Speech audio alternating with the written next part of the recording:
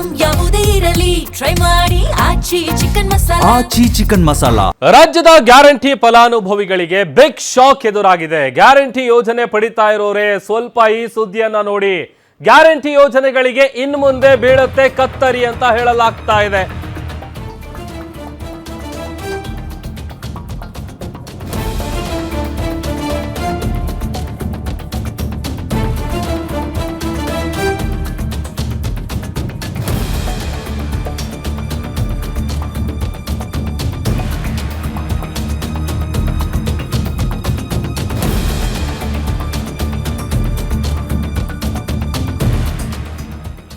Guarantee ಯೋಜನೆಗಳ ಮೂಲಕನೇ ಅಧಿಕಾರದ ಚುಕ್ಕಾಣಿ ಹಿಡಿದಂತಹ ಕಾಂಗ್ರೆಸ್ ಸರ್ಕಾರ ಒಂದು ಕಡೆ 1000 ದಿನ ಪೂರೈಸಿದೆ, ಮತ್ತೊಂದು ಕಡೆ ಯಾರೆಲ್ಲ ಗ್ಯಾರಂಟಿ ಸ್ಕೀಮ್ನ ಪ್ರಯೋಜನ ಪಡಿತಾ ಇದ್ದಾರೆ ಅವರು ಈ ಸುದ್ದಿಯನ್ನ ನೋಡಬೇಕು. ಇನ್ನು ಮುಂದೆ ಗ್ಯಾರಂಟಿ ಯೋಜನೆಗಳಿಗೆ ಕತ್ತರಿ ಬೀಳುತ್ತೆ ಅಂತ ಹೇಳಲಾಗ್ತಾ ಇದೆ. ಗ್ಯಾರಂಟಿ ಯೋಜನೆಯಿಂದ ಸರ್ಕಾರದ ಮೇಲೆ ಸಾಕಷ್ಟು ಹೊರೆ ಆಗ್ತಾ ಇದೆಯಂತೆ. ಆರ್ಥಿಕ ಇಲಾಖೆ ಅಧಿಕಾರಿಗಳ ಜೊತೆಗೆ ಸಿಎಂ ಸಿದ್ದರಾಮಯ್ಯ ಸಭೆ ಮಾಡಿದ್ದಾರೆ. ಸಿಎಂ ಸಿದ್ದರಾಮಯ್ಯ ಅವರಿಗೆ ಕಾಡ್ತಾ ಇದೆ ಸಂಪನ್ಮೂಲದ ಕೊರತೆ. ಕಳೆದ ಬಾರಿಗಿಂತ ನಿರೀಕ್ಷಿತ ಪ್ರಗತಿ ಕಾಣಿಲ್ಲ. ವಾಣಿಜ್ಯ ತೆರಿಗೆ ಏನೊಂದು ಎಕ್ಸ್ಪೆಕ್ಟೇಷನ್ಸ್ ಇರುತ್ತೆ ಅದು ರೀಚ್ ಆಗಿಲ್ಲ. ಸಂಪನ್ಮೂಲ ಕೊರತೆಯಿಂದಾಗಿ ಸಿಎಂ ಸಿದ್ದರಾಮಯ್ಯ ಅವರಿಗೆ ದೊಡ್ಡ ತಲೆನೋವು ಶುರುವಾಗಿದೆ. ಹೀಗಾಗಿ ಆರ್ಥಿಕ ಇಲಾಖೆ ಜೊತೆಗೆ ಸಾಲು ಸಾಲು ಸಭೆಯನ್ನ ಮುಖ್ಯಮಂತ್ರಿಗಳು ನಡೆಸ್ತಾ ಇದ್ದಾರೆ. ಸಭೆಯಲ್ಲಿ ಗ್ಯಾರಂಟಿ ಯೋಜನೆಗಳ ಬಗ್ಗೆ ಚರ್ಚೆ ಆಗ್ತಾ ಇದೆ. ಹೀಗಾಗಿ ಗ್ಯಾರಂಟಿಗಳಿಗೆ ಏನಾದರೂ ಕತ್ರಿ ಹಾಕ್ತಾರಾ ಸಿಎಂ ಸಿದ್ದರಾಮಯ್ಯ ಅನ್ನುವಂತಹ ಪ್ರಶ್ನೆ ಕೂಡ ಇದೆ. ನೋಡಿ, ಈಗ ಆಲ್ರೆಡಿ BPL ಕಾರ್ಡ್ ಪರಿಷ್ಕರಣೆ ಆಗ್ತಾ ಇದೆ.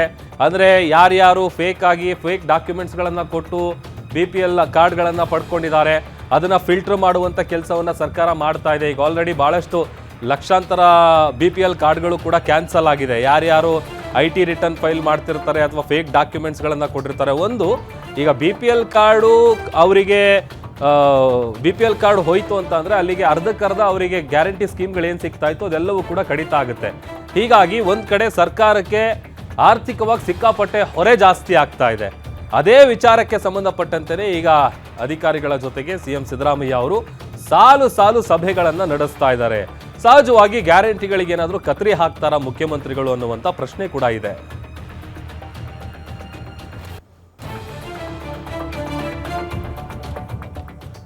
ಮತ್ತಷ್ಟು ಡೀಟೇಲ್ಸ್ ಕೊಡ್ತಾರೆ ನಮ್ಮ political reporter Durgesh Nayak live join ಆಗ್ತಾ ಇದ್ದಾರೆ. ದುರ್ಗೇಶ್, ಒಂದ್ ಕಡೆ ಗ್ಯಾರಂಟಿಗಳಿಂದಾನೇ ಸರ್ಕಾರ ಅಧಿಕಾರಕ್ಕೆ ಬಂದಿದ್ದು, ಬಟ್ ಎಲ್ಲೋ ಒಂದ್ ಕಡೆ ಈಗ ಸರ್ಕಾರಕ್ಕೆ ಸಿಕ್ಕಾಪಟ್ಟೆ ಹೊರೆ ಆಗ್ತಾ ಇದೆ. ಹಾಗಾಗಿ ಈ ಗ್ಯಾರಂಟಿಗಳಿಗೆ ಏನಾದರೂ ಕತ್ರಿ ಹಾಕುವಂತ ಕೆಲಸ ಆಗತ್ತಾ, ಏನ್ ಕತೆ ಅಂತ? ಖಂಡಿತ ಪ್ರಭು, ನೀವ್ ಹೇಳಿದಂತೆ ಚುನಾವಣಾ ಸಂದರ್ಭದಲ್ಲಿ ಗ್ಯಾರಂಟಿ ಯೋಜನೆಗಳನ್ನ ಘೋಷಣೆ ಮಾಡಿದಂತ ಸರ್ಕಾರ ಇವತ್ತು ಗ್ಯಾರಂಟಿ ಯೋಜನೆಗಳಿಗೆ ಹಣ ಹೊಂದಿಸಲು ಹೆಣಗಾಡ್ತಾ ಇದೆ. ಸಾಕಷ್ಟು ಆರ್ಥಿಕ ಹೊರೆಯನ್ನ ಸರ್ಕಾರ ಅನುಭವಿಸ್ತಾ ಇರುವಂತದ್ದು ಈಗಾಗಲೇ ಸಾಕಷ್ಟು ಈ ಸ್ವಪಕ್ಷೀಯ ಶಾಸಕರು ಹೇಳ್ತಿರುವಂತದ್ದು. ಜೊತೆಗೆ ಗ್ಯಾರಂಟಿ ಯೋಜನೆಗಳನ್ನ ಪರಿಷ್ಕರಣೆ ಮಾಡ್ಲೇಬೇಕನ್ನೋ ಒತ್ತಾಯವನ್ನು ಕೂಡ ಮಾಡ್ತಾ ಇದ್ರು. ಇದೀಗ ಈ ಸಿಎಂ ಸಿದ್ದರಾಮಯ್ಯ ಐತಿಹಾಸಿಕ ಬಜೆಟ್ ಅನ್ನ ಮಂಡನೆ ಮಾಡ್ತಿದ್ದಾರೆ. ಹೀಗಾಗಿ ಈ ಒಂದು ಬಜೆಟ್ ನಲ್ಲಿ ಈ ಒಂದು ಗ್ಯಾರಂಟಿ ಯೋಜನೆಗಳಿಗೆ ಯಾವ ರೀತಿ ಆರ್ಥಿಕವಾಗಿ ಹಣವನ್ನ ಹೊಂದಾಣಿಕೆ ಮಾಡಬೇಕು, ಜೊತೆಗೆ ಗ್ಯಾರಂಟಿ ಯೋಜನೆಗಳಿಗೆ ಕತ್ತರಿ ಹಾಕ್ಬೇಕನ್ನುವಂತ ಲೆಕ್ಕಾಚಾರದಲ್ಲಿ ಸರ್ಕಾರ ಇದೆ ಅನ್ನುವಂತ ಮಾಹಿತಿಗಳು ಸಿಗ್ತಾ ಇದೆ. ಯಾಕಂದ್ರೆ ಸಾಕಷ್ಟು 56,000 ಕೋಟಿ ಹಣವನ್ನ ಏನು ಈ ಒಂದು ಗ್ಯಾರಂಟಿ ಯೋಜನೆಗಳಿಗೆ ಸಾಕಷ್ಟು ಮೀಸಲಿಡಲಾಗಿತ್ತು. ಮೊದಲ ವರ್ಷ, ಎರಡನೇ ವರ್ಷ ಎರಡೂ ಕೂಡ ಈಗಾಗಲೇ ಮಾಡ್ಕೊಂಡ್ ಬಂದಿದ್ದಾರೆ.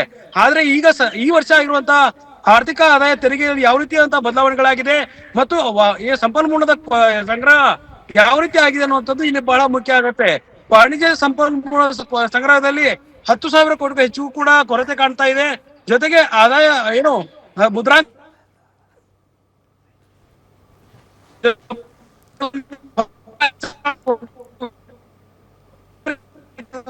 ಓಕೆ, ಥ್ಯಾಂಕ್ ಯು ದುರ್ಗೇಶ್ ನಿಮ್ಮೆಲ್ಲ ಡೀಟೇಲ್ಸ್ಗಾಗಿ.